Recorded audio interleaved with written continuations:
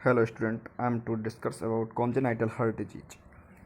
आज हम ऐसी डिजीज़ के बारे में डिस्कस करेंगे जो बच्चों में जन्मजात होती है। CHD दो प्रकार से होती है, साइनोटिक एंड एसाइनोटिक। साइनोटिक वो डिजीज होती है जिनके अंदर जो ऑक्सीजन का लेवल है बहुत कम हो जाता है बच्चे की बॉडी के अंदर, और साइनोटिक इफेक्ट दिखने लगती है, जैसे बच्चा ब्लू दिखने लगेगा। एसाइनोटिक वो डिजीज होती है जिसके अंदर ऑक्सीजन का लेवल कम होता है लेकिन बहुत अधिक स्तर तक लेवल कम नहीं होता है। इसके अलावा हम असेसमेंट एंड मैनेजमेंट के बारे में डिस्कस करेंगे। हेमोडायनामिक्स कॉमन क्या है CHD के अंदर, इसके बारे में डिस्कस करेंगे। CHD, these are cardiac anomalies arising as a result of a defect in the structure of function of the heart and great vessels which is present at birth। ये कहना चाह रहा है कि ये एक कार्डियक एनोमलीज है, यानी कार्डियक एबनॉर्मलिटीज है ना, जो डिफेक्ट होता है किसके अंदर, स्ट्रक्चर के अंदर, फंक्शन के अंदर, है ना।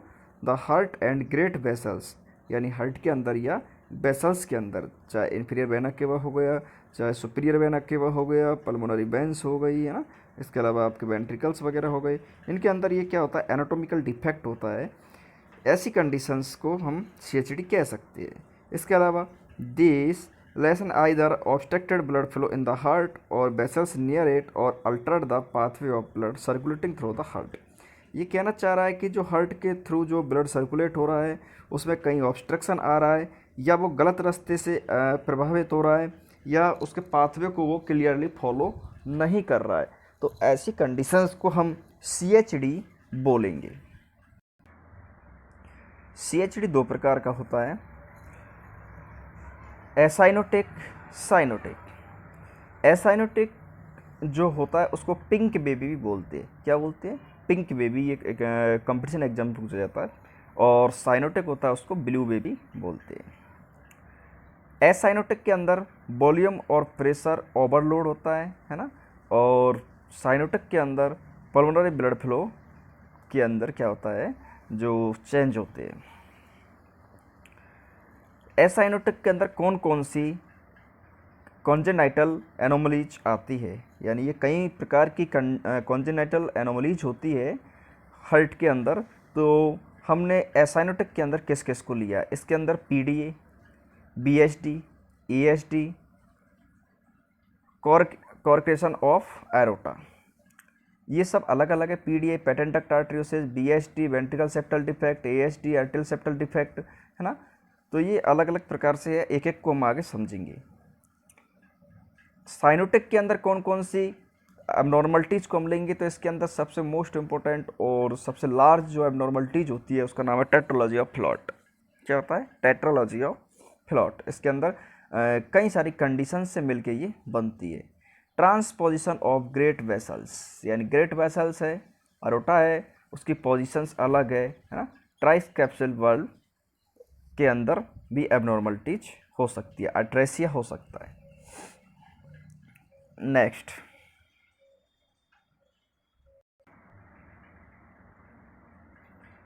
सबसे पहले हम देखते हैं ASD। सबसे पहले हम क्या देखते हैं? ASD, यानी हम एसाइनोटिक डिजीज पढ़ रहे हैं। ASD कैसी है? एसाइनोटिक।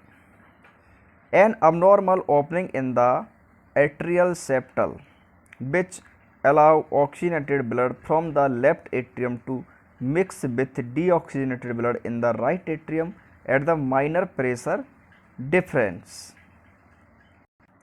देखिए, ASD को समझने के लिए हमको, जैसे ये यहाँ पे ये हार्ट के चैम्बर है और ये एट्रियम है। क्या है?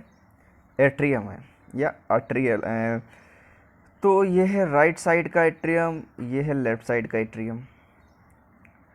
मेनली लेफ्ट साइड का जो एट्रियम होता है, यहाँ पर पल्मोनरी वेन के द्वारा लंग्सों से ब्लड ला के डाला जाता है और ये नीचे चला जाता है वेंट्रिकल के अंदर, वेंट्रिकल से एरोटा में, ये इसका सर्कुलेशन होता है। लेकिन ASD में क्या होता है?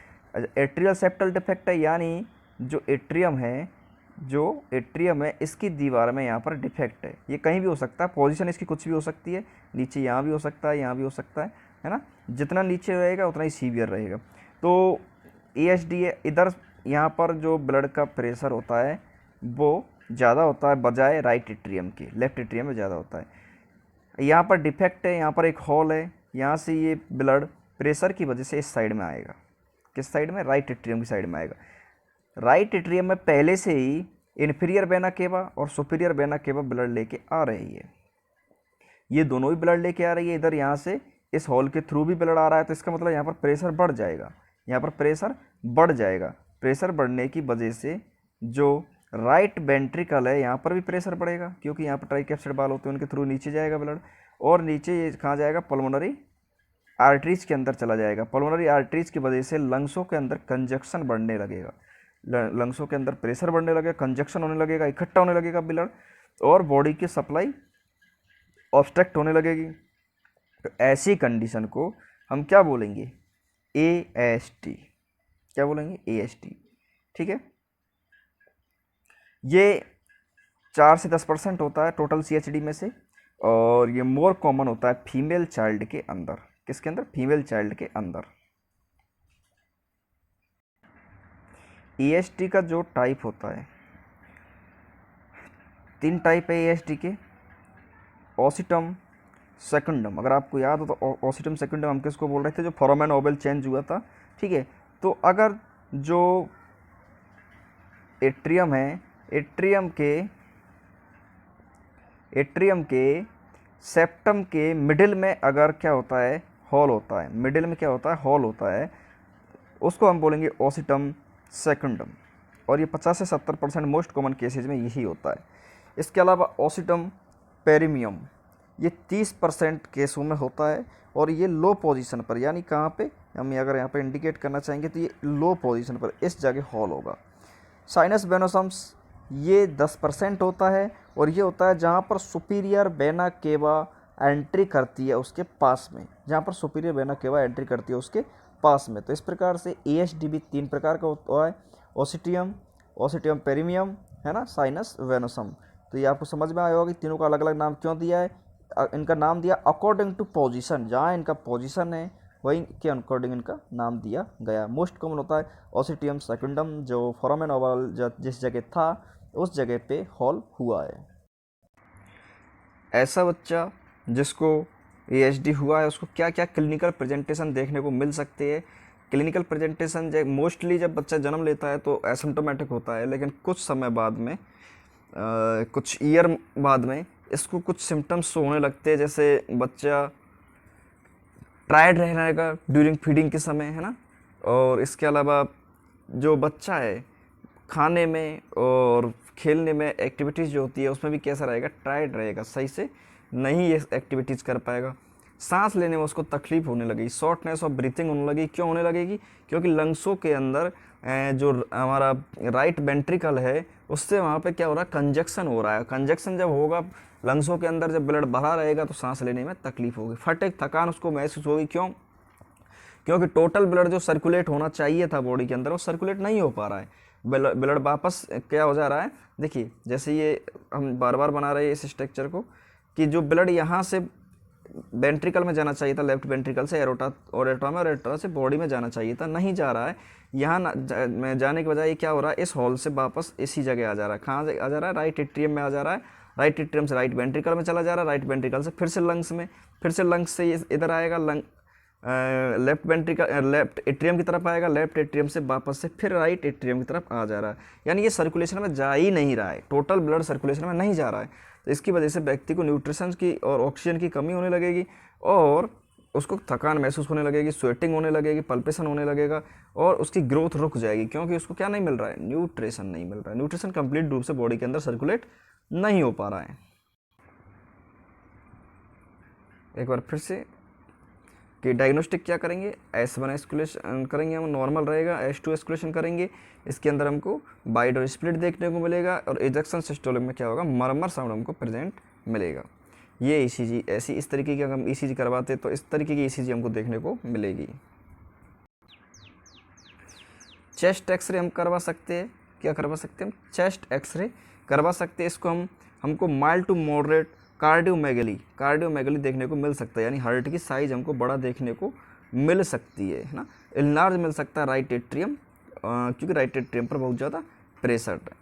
राइट वेंट्रिकल भी इनलार्ज मिल सकता है हमको, और पल्मोनरी आर्टरी सेगमेंटेशन जो है प्रोमिनेंट मिलेगा, और पल्मोनरी वस्कुलर मार्किंग इंक्रीज हमको देखने को मिल सकती है एक्सरे के अंदर। ईसीजी के अंदर हमको डेविएशन देखने को मिलेगा राइट एक्सिस के अंदर, राइट वेंट्रिकल के अंदर, है ना। इकोकार्डियोग्राम के अंदर पोजीशन साइज और जो साइन है वो लेफ्ट टू राइट। संट हमको देखने को मिलेगा। संट क्या होता है, ये संट का मीन्स होता है कि इस तरीके से जो ब्लड है इस साइड से इस साइड जो फ्लो होता है उसको हम संट कहते हैं। जो ये रास्ता बना है इसको हम क्या बोलेंगे, संट हम बोलेंगे इसको। मैनेजमेंट की अगर हम बात करें आर्टेरियल सेप्टल डिफेक्ट के अंदर कि क्या मैनेजमेंट हम कर सकते हैं, तो सबसे पहले तो जो बच्चा है, ग्रोइंग चाइल्ड है ना, लगभग 20% आर्टेरियल सेप्टल डिफेक्ट है वो क्लोज हो जाते हैं अपने आप में फर्स्ट ईयर ऑफ लाइफ में बच्चों की में। इसके अलावा अगर डिफेक्ट 3 से 8 mm का है, उसमें हम क्या करेंगे, उसको बहुत ही स्मॉलर सपोर्ट हम देंगे, मेडिकल मैनेजमेंट करेंगे जिसमें हम डाइजॉक्सिन, डाययूरेटिक्स और कुछ प्रोफाइलेटिक एंटीबायोटिक्स हम दे के उसको सही करने की कोशिश करते हैं। अगर डिफेक्ट 8 mm से बड़ा है तो उसको हम सर्जिकल रिपेयर करेंगे। कैसे रिपेयर करेंगे हम उसको, सर्जिकल हम उसको रिपेयर करेंगे, है ना। और इसके अलावा जो स्कूल गोइंग चाइल्ड है, इसके अलावा सर्जिकल रिपेयर जो करना है हमको वो इसलिए हम करते हैं, मेनली जल्दी से हमको करना है। स्कूल जाना जब बच्चा लगता है उससे पहले ही हमको कर देना है, जिससे बच्चे को सांस लेने में तकलीफ ना हो, लंग्सों में प्रॉब्लम ना हो, लंग्स के अंदर कोई इन्फेक्शन ना हो और ब्लड फ्लो अच्छे से हो सके। सर्जिकल रिपेयर के अंदर हम जो स्टिचेस यूजेस करते हैं वो स्पेशल पैचेस होते हैं, जिनको कुछ मटेरियल होते हैं जिनको हम क्या करते हैं, यूजेज करते हैं। कुछ जैसे इसमें नाम दिया गया डेक्रोन पेचेस लेते हैं हम। अलग अलग प्रकार के पेचेस हम अलग अलग जैसे एट्रियल सेप्टल डिफेक्ट में अलग लेते हैं, वेंट्रिकल में अलग लेते हैं। इस फिगर के अंदर आप क्लियरली देख पाओगे कि जो पेचेस है, जो डेक्रोन पेचेस है, उसको हमने कहाँ लगा दिया है, जहाँ हमने उसको लगाया है राइट एट्रियम और लेफ्ट एट्रियम के बीच में जहाँ हॉल हो रखा था वहाँ पे हमने उसको फिट कर दिया है। जिससे क्या होगा, अब ये लेफ्ट एट्रियम का ब्लड राइट एट्रियम की तरफ फ्लो नहीं होगा और सर्कुलेशन नॉर्मल बच्चे का हो जाएगा। नेक्स्ट हम बात करते हैं वेंट्रिकुलर सेप्टल डिफेक्ट की, बीएसटी। इसको हम शॉर्ट फॉर्म में क्या बोलेंगे, बीएसटी। बीएसटी के अंदर सेम जैसे एट्रियम के अंदर दोनों एट्रियम के बीच में हॉल हो जा रहा था, ऐसे ही बीएसटी के अंदर भी an abnormal opening in the ventricular septal defect, यानी जो वेंट्रिकल्स है उसके दोनों के बीच में, दोनों वेंट्रिकल के राइट और लेफ्ट के दोनों के बीच में सेप्टल डिफेक्ट हो गया है, जिसको हमने क्या बोला है, बीएसटी बोला है। इससे क्या होगा, ये जो ऑक्सीजनेटेड ब्लड है from left ventricle to mix with deoxygenated blood in the right ventricle.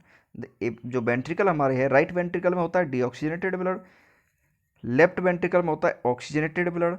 ये दोनों के बीच में अगर एक हॉल बन जाएगा, ये दोनों वेंट्रिकल के बीच में, ये राइट है ये लेफ्ट है, इसमें होता है ऑक्सीजनेटेड ब्लड, इसमें होता है डीऑक्सीजनेटेड, दोनों के बीच में अगर हॉल बन जाएगा तो ब्लड क्या हो जाएगा, मिक्स हो जाएगा, और जो ऑक्सीजन का जो कंसंट्रेशन है वो क्या हो जाएगा, इसका चेंज हो जाएगा, है ना। Next, right ventricle receive blood from the right atrium as well as from left ventricle lead to volume overload and pulmonary conjunction. यानी देखिए यहाँ पर बस चेंज क्या हुआ है, जो अभी हम पढ़ रहे थे उसमें चेंज क्या हुआ है। जैसे ये हमारा हार्ट के चारों चैम्बर है, तो अभी पहले ऊपर हो रहा था, यहाँ पे एट्रियम के अंदर हो रहा था हॉल, अभी यहाँ हो गया है, वेंट्रिकल के अंदर हो गया है। अभी ब्लड इधर का इस साइड आएगा, मिक्स होगा, मिक्स होने के बाद वापस से वही पल्मोनरी में जाएगा, फिर लंग्स में जाएगा, फिर लंग्स के अंदर कंजक्शन करेगा, यानी सेम प्रोसेस। सिर्फ हुआ क्या है कि ये जो डिफेक्ट होने का जो पोजीशन है वो चेंज हो गया है, अभी वेंट्रिकल के अंदर हो गया है। B H D are the most commonly occurs type of the congenital heart disease, ये मोस्ट कॉमनली होने वाली हार्ट डिजीज है, और इसके अलावा 14-17% बेबीज के अंदर हर साल ये होती है।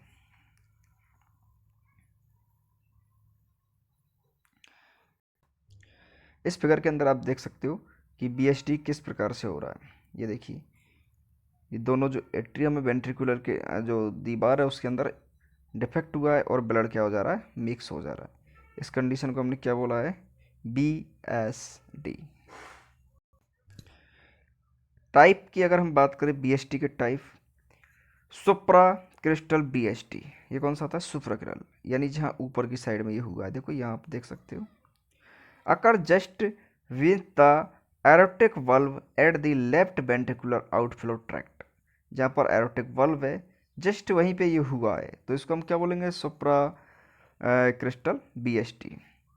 मेम्ब्रेनियस BSD हम कब बोलेंगे, most common type and originated inferior to the crista supra ventriculars, यानी सुप्रा वेंट्रिकुलर्स में अगर हुआ है, वेंट्रिकुलर्स के एकदम सुपीरियर में हुआ है, तो उसको हमने क्या बोला, मेम्ब्रेनस BSD।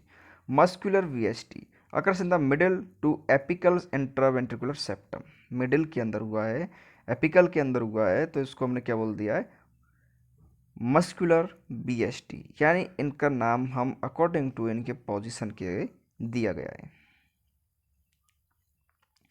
क्लिनिकल प्रेजेंटेशन क्या आने लगेंगे इसके, देखिए साइन एंड सिम्टम जो होते हैं, साइज के अंदर डिफेक्ट होगा, मेनली डिपेंड करता है कितना साइज के जो हार्ट की साइज है उस पर इफेक्ट पड़ा है, कितना बड़ा हॉल हुआ है, कितना बड़ा संट बना है, उसके ऊपर डिपेंड करता है।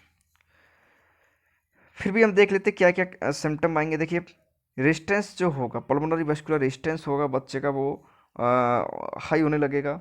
इसके अलावा जो बच्चा है, जो लाइफ का फर्स्ट फ्यू वीक होता है, लाइफ का फर्स्ट फ्यू वीक होता है, उसी में उसको सिम्टम आना स्टार्ट हो जाएंगे।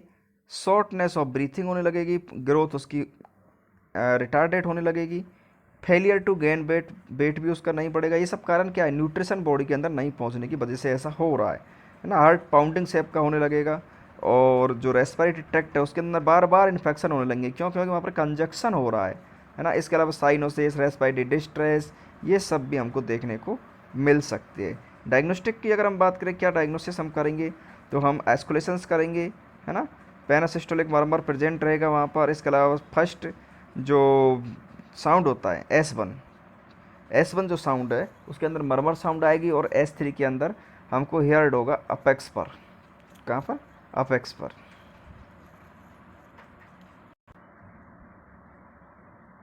चेस्ट एक्सरे हम उसका कराएंगे, कार्डियोमेगली हमको देखने के लिए, हार्ट की साइज हमको देखने को बड़ा देखने को मिलेगी।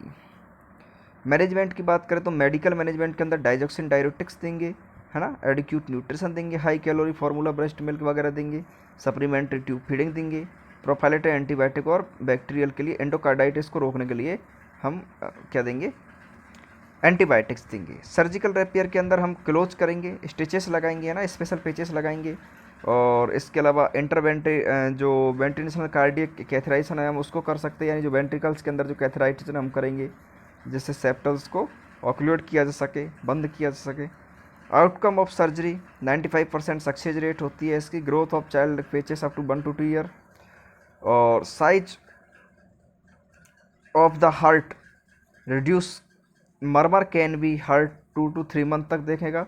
Post operative also but hold very little clinical importance. Next है हमारा PDA patent duct arteriosus, PDA patent ductus आर्टरियोसिस।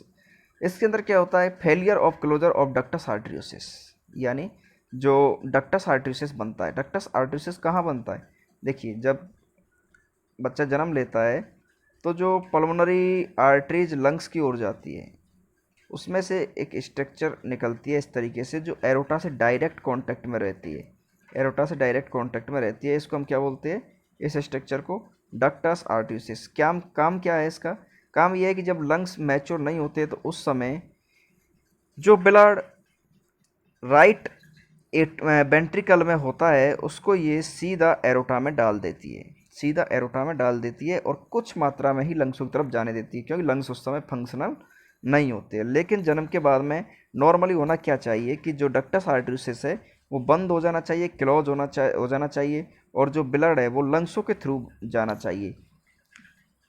लेकिन अगर ये क्लोज नहीं हुआ है तो जो ब्लड है वो लंग्स की तरफ नहीं जाएगा, और सेम प्रोसेस चलता रहेगा जो फीटस लाइफ में चल रहा था। तो इससे क्या होगा, इससे क्या होगा ये अभी हम आगे देखते हैं।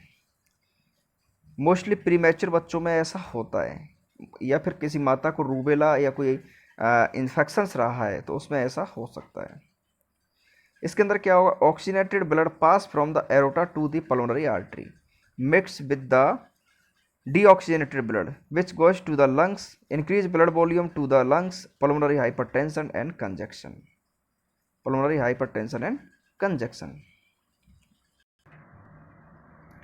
यहाँ पर हम देखते हैं कि ये हमारे हार्ट के चैम्बर है।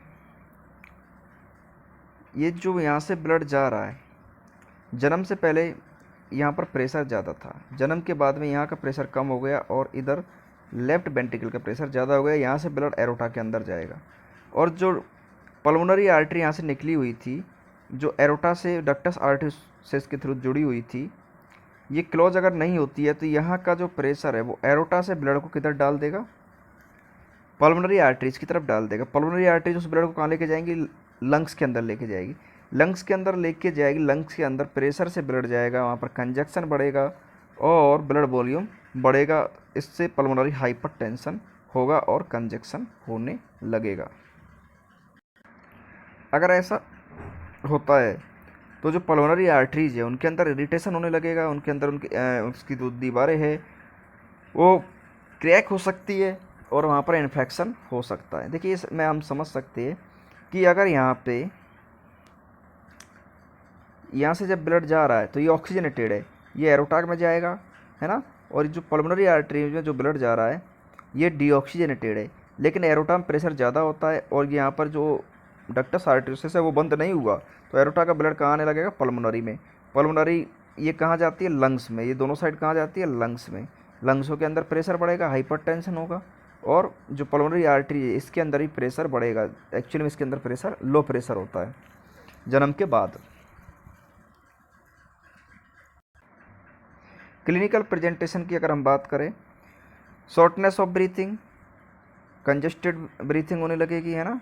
इसके अलावा डिसइंटरेस्ट इन फीडिंग, फीडिंग में बच्चे का इंटरेस्ट नहीं रहेगा, पुअर फीडिंग करने लगेगा, वेट कम होगा, स्वीटिंग होगी, टेकिपोनिया होगा, सांस तेज तेज लेने लगेगा और पल्स है वो बाउंडिंग आने लगेगी। एक तरीके से उछाल भरी पल्स होती है, बाउंडिंग पल्स होती है, ये वहाँ पे देखने को हमको मिलेगी। डायग्नोसिस की अगर हम बात करें तो कंटिन्यूसली मर्मर साउंड हमको देखने को मिलेगा, है ना, इंटरक्लेविकुलर रीजन पे। मैनेजमेंट की बात करें, मेडिकल मैनेजमेंट अगर हम देखा जाए तो हम इंडोमेथासिन आई भी देंगे, उसको प्रोस्टाग्लैंडिन इनहिबिटर होता है, ये जो क्लोज करने में हेल्प करता है पीडीए को। इसके अलावा डाइजोक्सिन और डायरेटिक थेरेपीज हम उसको बच्चे को देंगे जिससे जो हाइपरटेंशन हुआ है पल्मोनरी वो कम होने लगेगा। एडिक्यूट न्यूट्रिशन हम देंगे, ब्रेस्ट मिल्क देंगे, हाई कैलोरीज देंगे, जो भी न्यूट्रिशन एसेंशियल है वो हम बच्चे को प्रोवाइड करवाएंगे। सर्जिकल मैनेजमेंट की बात करें, अगर डक्टस आर्टरीसिस स्पॉन्टेनियसली या मेडिकल मैनेजमेंट देने के बाद भी अगर बंद नहीं हो रहा है तो हमको सर्जिकल मैनेजमेंट करना पड़ेगा और हम ट्रांस कैथेटर कॉइल क्लोजर करके पीडीए को हम बंद करेंगे।